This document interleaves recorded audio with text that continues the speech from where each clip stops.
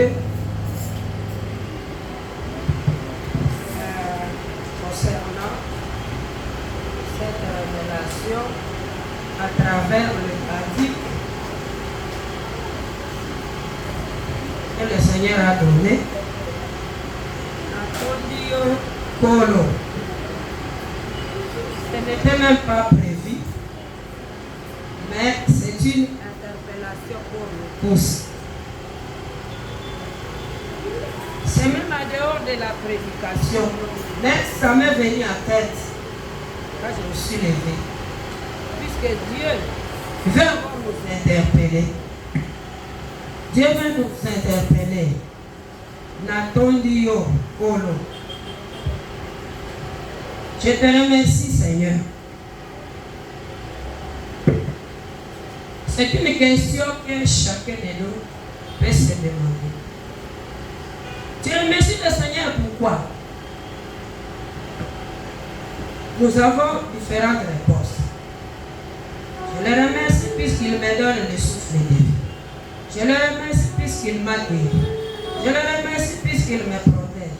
Je le remercie puisqu'il combat pour moi. Je le remercie puisque je suis là. Malgré mes souffrances, je suis attaché à lui. Je le remercie puisque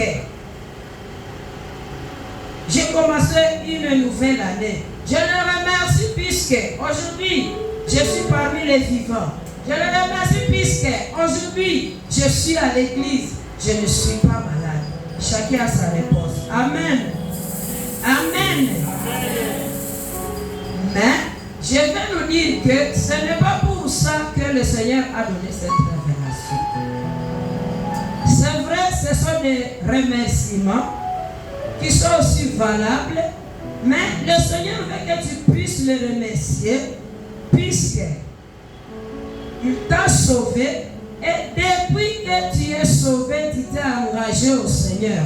Tu crois. Depuis que tu es engagé au Seigneur, tu tiens ferme.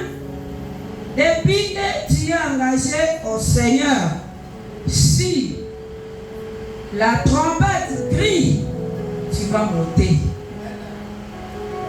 Tu vas monter.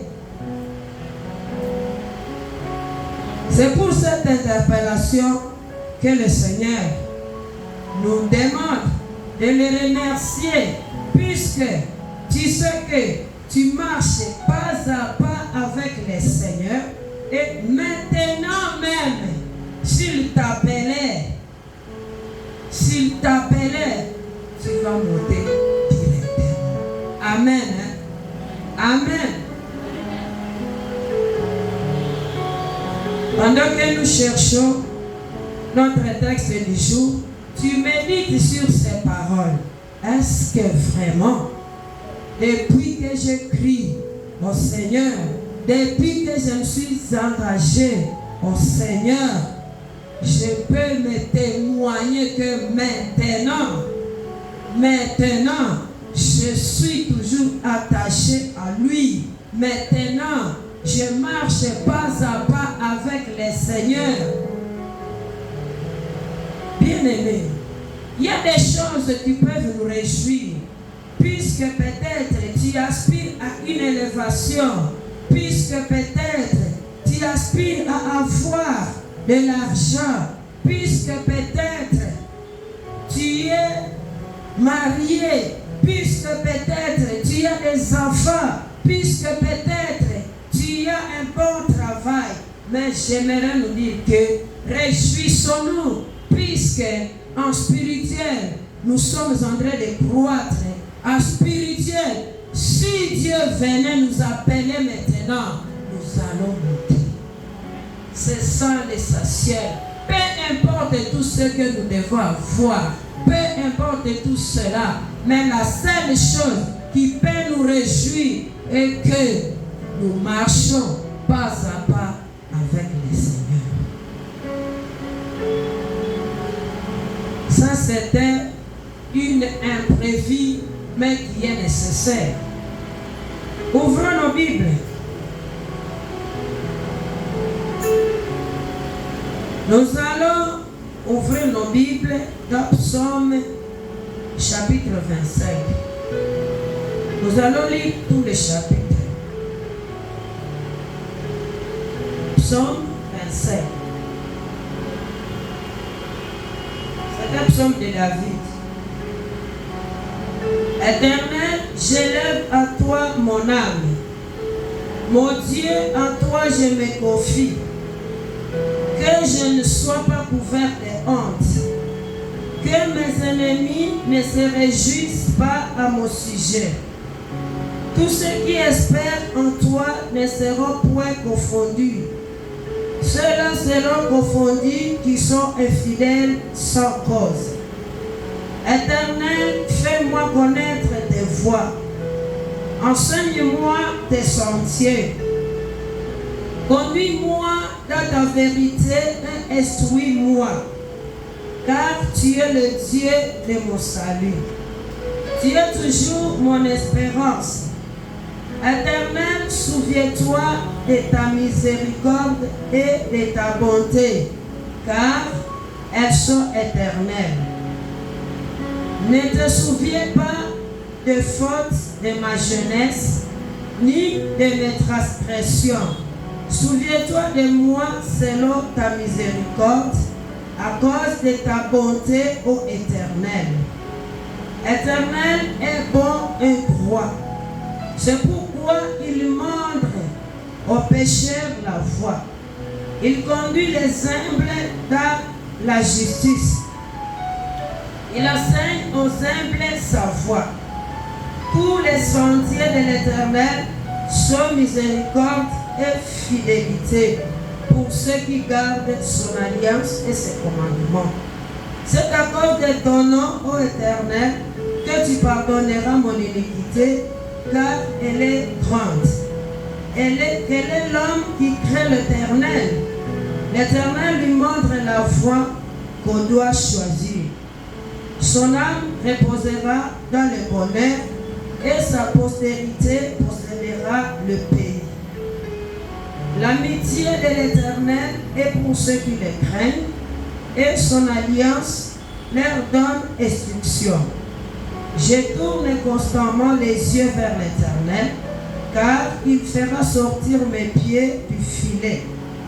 Regarde-moi et aie pitié de moi, car je suis abandonné et malheureux. Les angoisses de mon cœur augmentent. Tire-moi de ma détresse. Vois ma misère et ma peine, et pardonne tous mes péchés. Vois combien mes ennemis sont nombreux, et de quelle haine violente ils me poursuivent. Garde mon âme et sauve-moi, que je ne sois pas confus, quand je cherche auprès de toi mon refuge. Que l'innocence à la droiture me protège. Quand je mets en toi mon espérance, ô Dieu, délivre Israël de toutes ses détresses. Amen. Amen. Notre thème d'aujourd'hui est intitulé « Ceux qui espèrent en Dieu ne seront point confondus ». Nous l'avons tiré dans le verset 3. On continue, on dit « Ceux-là seront confondus qui sont infidèles sans cesse ». Jusqu'à l'heure où nous sommes maintenant, depuis que tu as crié, si jusqu'aujourd'hui tu ne connais pas ton ennemi, revois ta façon de prier. Amen. Si aujourd'hui tu ne connais pas ton ennemi, donc celui dont ce verset est en train de parler, dit ceux-là seront confondus qui sont infidèles sans cause. C'est très important que chacun de nous puisse connaître son ennemi. L'ennemi peut être une personne. L'ennemi peut être une circonstance que tu vis. L'ennemi peut être un péché que tu n'as jamais pu laisser dans ta vie. L'ennemi peut être ton ventre, puisque à cause de ton ventre, tu manges beaucoup. L'ennemi peut être ton voisin. L'ennemi peut être la maladie qui te fait souffrir chaque jour. L'ennemi peut être l'argent, beaucoup de choses. Que chacun de nous puisse connaître ton ennemi pour que tu puisses connaître celui qui sera confondu quand toi tu auras la victoire. Amen. Puisque si tu ne connais pas l'ennemi, tu ne sauras pas le cibler dans tes prières. Si tu ne connais pas l'ennemi, tu ne sauras pas te tenir ferme. Et je vais nous dire de minimiser nos ennemis. Amen. Je nous dis de minimiser nos ennemis, puisque nos ennemis ne sont rien par rapport à notre Dieu.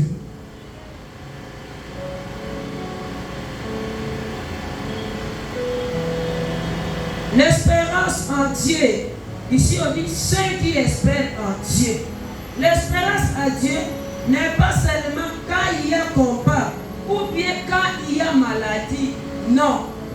L'espérance à Dieu, c'est dans toutes circonstances de nos vies. L'espérance à Dieu, c'est dans la vie pratique. Pas seulement dans les maladies, pas seulement dans les combats, mais c'est dans la vie pratique. Puisque même la faim, c'est un ennemi. Puisque beaucoup de gens volent, puisqu'ils ont faim.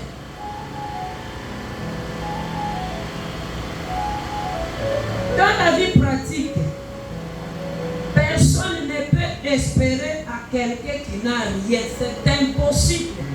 Si tu espères à quelqu'un, c'est puisque tu es rassuré que tu as quelque chose qui te fait espérer en lui. Donc il a quelque chose. Donc il est complet. Et tu veux aussi te complet à travers. Tu espères à lui. Tu veux de ce qu'il a. Tu espères en lui. C'est comme par exemple, je peux espérer avoir de l'argent chez quelqu'un. C'est puisque je sais qu'il a l'argent. Je sais qu'il a l'argent. J'espère en lui. Ceux qui espèrent à Dieu ne seront point confondus. Et quand on espère à quelqu'un, on met en lui la confiance. Et quand on espère à quelqu'un, on doit le connaître. Amen. On ne peut pas espérer à quelqu'un qu'on ne connaît pas. On ne peut pas espérer à un fou, par exemple. À un fou, tu vas espérer quoi? Un fou. Ou bien un sorcier, tu vas espérer quoi? On espère à quelqu'un qui est sage. À quelqu'un qu'on connaît très bien. Pour espérer à Dieu, il faut d'abord le connaître. Il faut d'abord savoir que ce que tu espères en lui, il en a. On ne peut pas espérer à quelqu'un qui n'a rien, à quelqu'un qui est vide. Donc tu vas espérer à Dieu puisque tu sais que ce que tu espères de lui, il en a.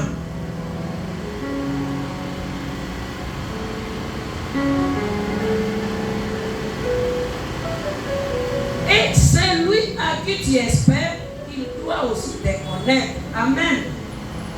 Amen. Celui à qui tu espères doit te connaître. Il doit te connaître. Je ne peux pas espérer quelque chose, par exemple, au président de la République, à moins que j'espère à lui le calme du pays. Mais après ça, je peux espérer chez lui. À quoi? Il ne me connaît pas. Je vais espérer quoi de lui? On espère quelque chose chez quelqu'un qu'on on connaît, ou bien si tu es resté, il me connaît. Je peux espérer par exemple quelque chose à papa Michel, puisqu'il me connaît, je vais espérer, il peut me donner, il me connaît. C'est la même chose avec Dieu. Quand nous espérons à Dieu, il faut d'abord, nous les connaissons, et lui aussi, il faut qu'il nous connaisse. Sans cela, nous ne pouvons rien avoir chez lui. Peut-être par sa grâce, puisque la Bible nous dit que la pluie, le soleil aussi descendent sur tout le monde, les mauvais et les bons. Mais pour espérer à Dieu, il faut que nous le connaissions. Il faut que lui aussi, il puisse nous connaître. Ce psaume 25. Ce psaume 25, nous voyons que c'est une prière personnelle de David. David, il prie, il exprime la prière qui est fervente. Et il médite. David, il est en train de méditer. Il prie. Il prie. Et il présente au Seigneur donc le fait de l'esprit qui s'entend à l'Éternel. Donc c'est un esprit qui attend de Dieu quelque chose. Ça c'est le psaume 25, le psaume de David. Il attend en l'Éternel quelque chose. Donc il prie. Et nous voyons que c'est un sens d'une âme qui espère en Dieu. Il espère à Dieu quelque chose. L'âme de David espère à Dieu quelque chose. Et nous voyons que dans ce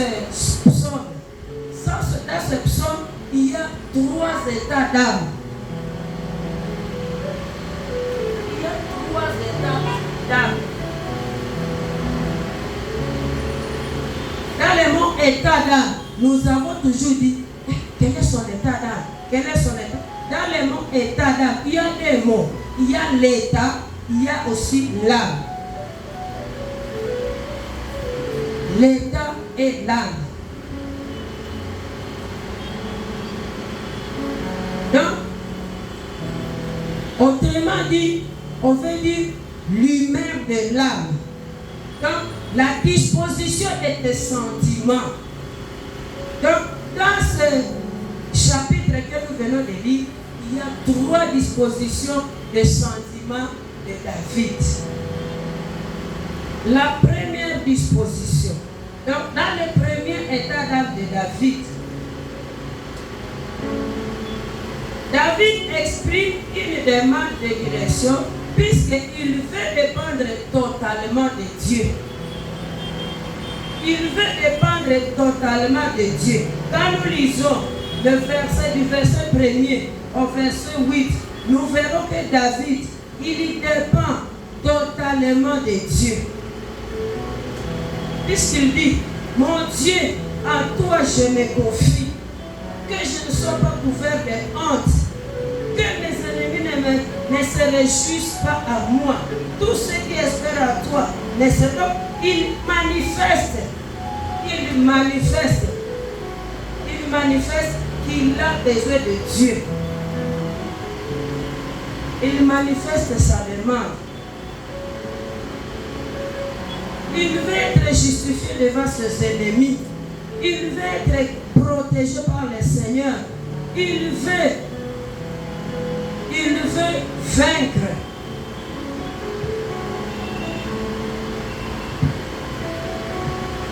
C'est vers la fin de ces quelques vers que nous voyons qu'il exprime aussi sa confession. David exprime aussi sa confession. Tout cela, c'est dans le premier état d'âme. Alors, c'est difficile pour un chrétien, c'est difficile pour quelqu'un de donner ses émotions à Dieu qui ne te voit pas, qui ne te connaît pas. C'est difficile. Beaucoup de gens qui se disent, Seigneur, j'espère à toi. Seigneur, Seigneur, combat pour moi. Seigneur, Seigneur, justifie-moi.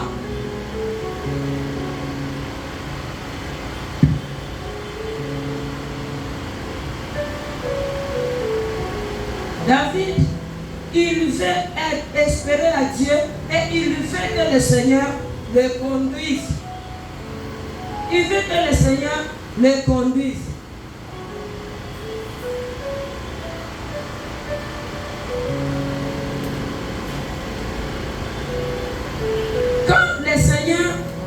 Quand David est en train de donner ses émotions au Seigneur, conduis-moi dans ta vérité et instruis-moi, car tu es le Dieu de mon salut.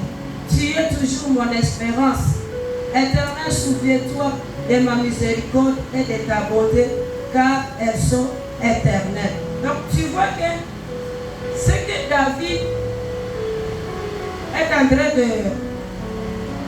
David est en train de montrer au Seigneur, c'est qu'il soumet au Seigneur. C'est quelque chose qui vient du fond de son cœur. David, il n'a pas parloté. David n'a pas récité les choses. Il a parlé des choses qu'il a vécues, qu'il vit. Il a parlé des choses qu'il vit. Quand il dit, justifie-moi. Nous voyons que espérer à Dieu, c'est quelque chose qui est conditionné. C'est conditionné à quoi? C'est conditionné de ta direction. Amen. Espérer à Dieu, c'est une chose qui est conditionnée à ta direction. Tu ne peux pas être rebelle à l'Éternel et tu dis, justifie-moi. Protège-moi contre mes ennemis. Comme nous avons toujours dit, quand nous voyons que ça parle, tu dis, Seigneur, justifie-moi. Seigneur, combat pour moi. Est-ce que réellement, ce que tu dis va pousser le Seigneur de te voir alors que tu n'es pas dans sa direction? Amen. L'espérance à Dieu dépend de ta position spirituelle. Ou bien le Seigneur, pour qu'il puisse te justifier, ça va dépendre de ta direction spirituelle. Puisque même, dans la Bible, quand nous disons l'ange de l'Éternel garde tout autour de ceux qui le craignent. Quand tu ne crains pas le Seigneur, automatiquement tu chasses les anges de te protéger. Tu ne mérites pas la protection de Dieu puisque toi-même tu t'es soutiré selon ta direction. Tu t'es soutiré selon ta direction. L'ange de l'Éternel garde tout autour de ceux qui le craignent. Et tu dis, justifie-moi de mes ennemis. Quand David est en train de dire, justifie-moi de mes ennemis, il sait de quoi il lui parle. Premièrement, il a demandé au Seigneur de le maîtriser dans sa direction. Après m'avoir maîtrisé dans ta direction, justifie-moi alors. Puisque chaque mot dans la Bible a son sens. À son sens, justifier quelqu'un, c'est montrer la vérité de quelqu'un, c'est déclarer que quelqu'un est innocent. Et tu dis, Seigneur, mais justifie-moi et ses ennemis, justifie-moi, justifie-moi. Est-ce que tu mérites cette justification? Quelque part, nous chassons la main de Dieu de nous justifier selon les directions que nous apprêtons. Amen. Selon ta direction, toi-même, tu chasses la main de Dieu. Tu insultes les gens. Tu voles les gens. Tu maltraites les gens. Et quand tu as un problème, Seigneur, justifie-moi. Est-ce que tu mérites cette justification? Tu ne mérites pas. Selon le texte que nous venons de dire, justifie-moi, Seigneur. Et il sera prêt de te justifier, puisque ce sont tes mérites. Amen. Amen. Comment le Seigneur va te justifier alors que tu es coupable? Et tu dis Seigneur, justifie-moi. Tu es dans un danger. Justifie-moi. Est-ce que le Seigneur peut justifier quelqu'un qui a volé? Pas du tout. Pour que le Seigneur te justifie, il faut qu'il puisse voir que tu mérites ces justifications. C'est comme par exemple, dans l'Apocalypse, Apocalypse 12, 10. Le verset dit quoi? Et j'entendis dans les ciels une voix forte qui disait, maintenant le salut est arrivé, et la puissance et le règne de notre Dieu, et l'autorité de son Christ, car il a été précipité l'accusateur de nos frères, celui qui les accusait devant notre Dieu jour et nuit. Amen. Comment Dieu va-t-il te justifier pendant que devant lui, il y a un accusateur, le diable, chaque jour? Il fait ceci, il fait ceci, il a fait ceci. Comment il vient pleurnicher devant toi? Il y a ceci, il y a ceci, il y a ceci. Comment le Seigneur va te justifier dans ce danger? Comment le Seigneur va te justifier quand ça parle? C'est pour dire que notre thème d'aujourd'hui, c'est un thème qui est très compliqué. C'est un thème qui est compliqué. Ceux qui espèrent en Dieu ne seront point confondus. Est-ce que réellement tu es parmi ces gens ici qui ne seront pas confondus? Est-ce que tu marches selon la volonté de Dieu? Puisque pour que tes ennemis soient confondus, il faut que tu marches dans le mérite de Dieu. Parfois, nous donnons aux ennemis la force. Nous donnons aux ennemis la force. Pourquoi? Puisque quand le Seigneur nous regarde, et le diable est là, il nous accuse. Il t'accuse de ceci ou cela. Même si tu dis, Seigneur, justifie-moi. Le diable, l'accusateur dit, il a fait ceci. Il a fait ceci. Tu vas les justifier de quoi? Et comme le Seigneur est juste, tu vas dire au Seigneur de te justifier. Il ne va pas te justifier, puisqu'il y a l'accusation du diable qui est devant toi. Méritons ce verset qui dit que tous ceux qui espèrent en toi ne seront point confondus. J'aimerais que je puisse mériter ce verset. J'aimerais que toi aussi, tu puisses mériter ce verset. Puisque dans notre vie de chaque jour, nous avons besoin de la justification de Dieu. Nous avons besoin de la justification de Dieu dans tout ce que nous entreprenons, dans tout ce que nous faisons, dans tout ce que nous vivons. Nous avons besoin de la justification de Dieu. Pourquoi? Puisque le diable ne se repose pas. Il nous combat d'une manière ou d'une autre. Il ne se repose pas. Tu es fâché contre quelqu'un, tu vas dire Seigneur, justifie-moi. Tu n'as pas de respect envers les gens, tu vas dire Seigneur, justifie-moi. Il va te justifier à quoi? Il va te justifier à quoi? Quand nous disons Seigneur, justifie-nous, il faut que le Seigneur voie que nous les méritons. Puisque nous venons de voir qu'il y a un accusateur. Il nous accuse chaque jour. Tu méprises les gens et tu dis Seigneur, justifie-moi. Nous avons déjà pris les choses de Dieu comme des soldats, des slogans plutôt. Les choses de Dieu, ce ne sont pas des slogans. Ce ne sont pas des slogans. Il y a un verset dans la Bible où nous avons l'habitude de dire, tu vois quelque chose, tu dis sans effet. Tu vois quelque chose, tu dis sans effet. Ce n'est pas un slogan.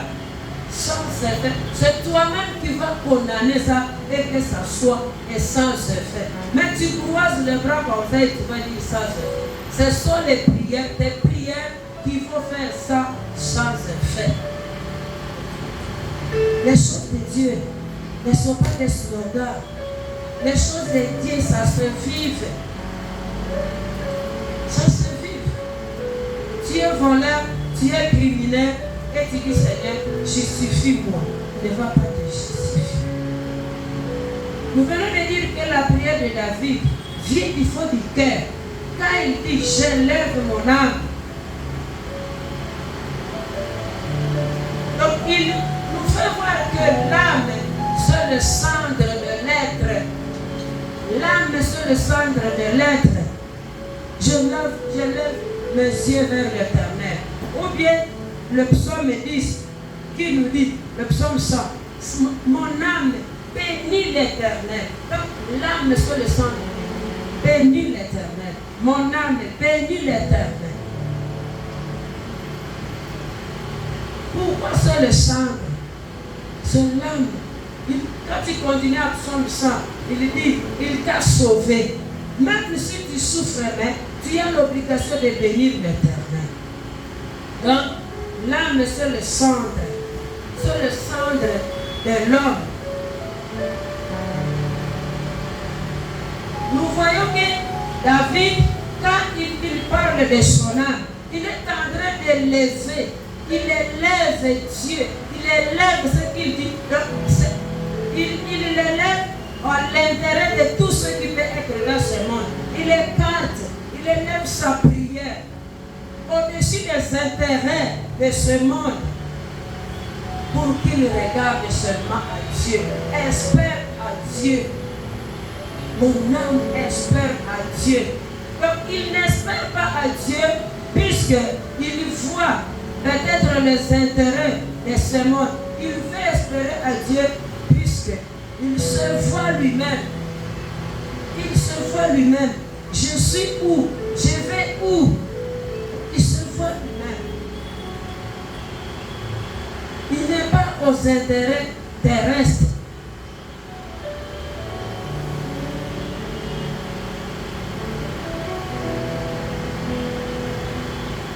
Nous voyons que si notre foi ne manifeste pas l'obéissance à Dieu, elle est contraire à elle-même. Et elle est contraire au but que nous cherchons de l'Éternel. Amen. Amen. Si notre âme ne manifeste pas l'obéissance de Dieu, selon ce que nous venons de dire, nous venons de dire que donc, le secours de Dieu n'est pas de notre marche. Et si nous n'obéissons pas à Dieu, si nous n'obéissons pas à Dieu, donc nous vivons une contradiction, puisque nous voulons recevoir de Dieu quelque chose. Comme David a dit, j'élève mon âme vers toi, je me confie en toi. Et il se confie à Dieu puisqu'il veut recevoir à Dieu quelque chose. C'est pour dire que si nous ne manifestons pas l'obéissance à Dieu, si nous ne voulons pas vivre dans la crainte de Dieu, si nous n'aimons pas vivre dans la volonté de Dieu, donc nous nous disqualifions nous-mêmes.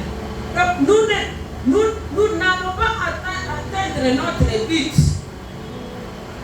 Nous-mêmes, nous repoussons les buts, puisque le but de Dieu, c'est nous venir en aide. Et nous venons de dire qu'il nous vient en aide si et seulement si nous marchons dans ça.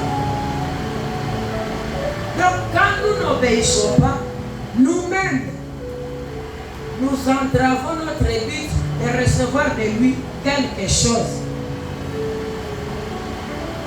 Puisque si nous avons un but de recevoir de Dieu quelque chose, mais quand il te cherche, chez les obéissants, il ne te voit pas. Chez les obéissants, tu n'es pas là. Chez ceux qui les craignent, tu n'es pas là. Ceux qui marchent dans la volonté de Dieu, tu n'es pas là. Comment tu vas avoir de lui quelque chose? Comment tu vas atteindre ton but? C'est impossible. Ça sera impossible. Lorsque David engage sa foi à Jésus, quand il engage sa foi, il engage au même moment la repentance. Amen. Il engage la foi, il engage aussi la repentance. Donc, quand nous prions le Seigneur, puisque nous demandons chaque jour, notre respiration, c'est une prière. Préparons-nous à nous engager dans la repentance, puisque même, comme nous lisons Ésaïe 59, Ésaïe 59 nous dit que la main de l'Éternel n'est pas trop courte pour nous sauver, et son oreille trop dure pour nous écouter. Mais ce sont nos crimes qui nous empêchent de voir sa face. Amen. C'est-à-dire que dans notre marche spirituelle, si tu ne t'engages pas à la repentance, tu n'as qu'à laisser la prière. Puisque tu n'atteindras pas ton but. David, lui, il s'est engagé à la repentance, qui est sincère. Et Dieu aussi, dans sa miséricorde, dans le pardon qu'il a, il a accordé le pardon à David. Il l'a accordé à David, puisqu'il a vu une repentance qui est sincère. Donc, quelque part, nous nous privons des biens du Seigneur. Quand il nous regarde, non, il ne mérite pas. Il comprend aussi les accusations du diable. Il ne mérite pas, puisque le Seigneur est juste. On ne peut pas venir t'accuser. Il n'est pas comme nous les hommes. On peut venir accuser ton enfant qui a volé. Tu les caches là. Peut-être que c'est toi le juge. Tu les caches. Tu les caches. Et tu donnes un jugement contre celui qui t'a amené ton fils qui a volé. Mais le Seigneur est juste. Il ne peut pas te cacher quelque part alors que le diable est là. Il est en train de t'accuser. Amen. Dans le deuxième état d'âme de David, du 8e au 15e verset, là il nous interpelle à voir la bonté de l'Éternel. Si tu lis le 8e, l'Éternel est beau et droit. C'est pourquoi il montre aux pécheurs la foi. Il conduit les humbles dans la justice. Il enseigne aux humbles sa foi. Tous les saluts. Donc ça montre la bonté de Dieu. Ça nous montre la bonté de Dieu. Et il y a une conclusion aussi qui en découle. La bonté de Dieu qui fait pleuvoir la pluie chez le méchant et les bons. La conclusion qui découle dans la bonté de Dieu. Le Seigneur est parfaitement beau et droit. C'est pourquoi il offre son secours chez nous les pécheurs. Il est bon, lent à la colère, il est patient. Le Seigneur est patient, le Seigneur est bon. Donc David, il est en train de montrer son état d'âme, il lui montre la bonté de Dieu. Le Seigneur qui pardonne, le Seigneur qui aime les pécheurs, le Seigneur qui n'accepte pas que nous mourons malgré nos péchés. Il est là, il est avec nous, il nous regarde, il a pitié de nous, il est patient. Il agit par sa grâce malgré nos péchés. Il nous donne tout ce dont nous avons besoin. Donc David, il est en train d'exprimer la bonté de Dieu. Ni que la bonté de Dieu, personne n'allait s'élever devant l'Éternel. Nous les hommes, nous pouvons dire que c'est illogique. Quand on dit qu'il secourt les pécheurs, quand tu essaies de voir les capacités de Dieu, tu vas dire, ah, ça c'est illogique, puisque la Bible dit qu'il est saint et qu'il ne s'approche pas au péché. Il est jaloux du péché. Mais ce verset, il nous dit, il secourt les péchés. Il offre le secours aux pécheurs. Nous doutons des droits des chemins de la vie, mais le Seigneur, il nous aime. Il nous aime. Nous pouvons dire que c'est illogique. Ce n'est pas illogique. Ça nous fait montrer seulement la grâce et la patience de Dieu envers l'homme. Amen. Nous n'allons pas dire que Dieu est illogique, lui qui est seul, mais il continue à nous tendre sa main. Nous les pécheurs, il nous dit, venez, venez, je vous aime, venez, ce n'est pas illogique. C'est puisqu'il nous montre sa grâce. Il est patient envers nous. Il est patient envers nous. Il est lent à la colère envers nous. Il est lent à la colère. C'est pourquoi le cœur de David est en train d'exprimer la bonté extrême de Dieu. Il exprime la bonté extrême de Dieu. Le verset 9 dit, il conduit les humbles dans la vie. Les humbles, donc, ce sont les gens qui attendent une aide en Dieu. Mais ne dis pas que peut-être je suis humble, ceci. Non, non. Tu entends une aide de Dieu.